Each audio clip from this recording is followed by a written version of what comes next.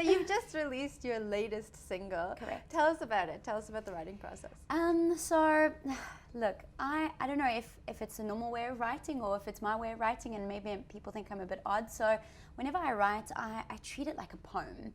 So words come to me, and sometimes I'll come up with a few lines, other times I'll come up with a few paragraphs. I think it kind of depends on what's happening in your life at that particular stage in time. And when you go back and you have a look at all of those song words and lines, you kind of go, oh wow, I kind of had the same, I must have been going through something that over those few weeks I had the same sort of process, and that same, whether it's an angry feeling or a lovely feeling or whatever you're projecting in your life at that moment. And I think you always write better when you're emotional, whether it be a good emotion or a bad emotion. So I, of course, wanted to get into to studio earlier this year, but like with anything in the music industry, if you want to work with really good producers and good musicians, other people have got in there before you, so it also depends on studio time and when they can fit you in and when you can afford it. Because it's quite an expensive process, isn't very it? Expensive, yeah, and I don't think people realize how costly it can be for an individual as an independent artist.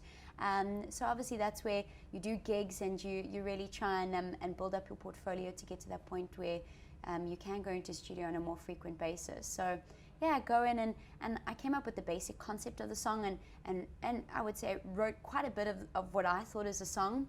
And then I always sit down like I do with my producer Mark Beeling, and he's great. He's on the same level as me. He understands me. He's got a great appreciation for the same music.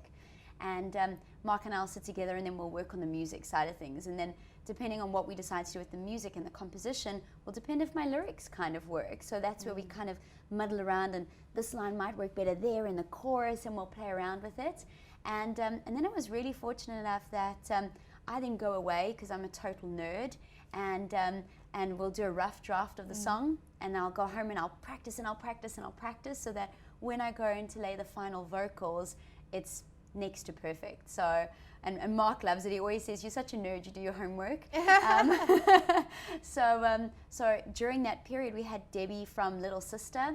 You're not from South Africa, so I'm not too sure if you'll know Little Sister. So they were really popular, and they were a sister band, and they were very popular in the 80s in South Africa.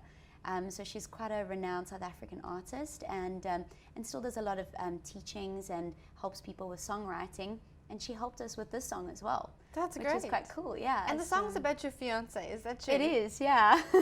How does he feel that you write about him? He loves it. Yeah. And of course the song's doing quite well, which I'm so fortunate. And he's now gone, I think it's doing well because it's about me. Yeah, let him think. He's taking complete credit for it. And it's called Hear You in Your Heartbeat. Yeah, Hear You in My Heartbeat. In my heartbeat. Hear You in My Heartbeat. Yeah, that makes more sense than the version I said.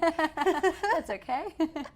So it is about him, and look, we wrote the song and started working on the song before he became my fiance. So as I said to someone the other day, good job he actually proposed and he didn't break up with me. It would have been a little bit awkward releasing a song about someone that then broke up. You'd have to release another song. Exactly.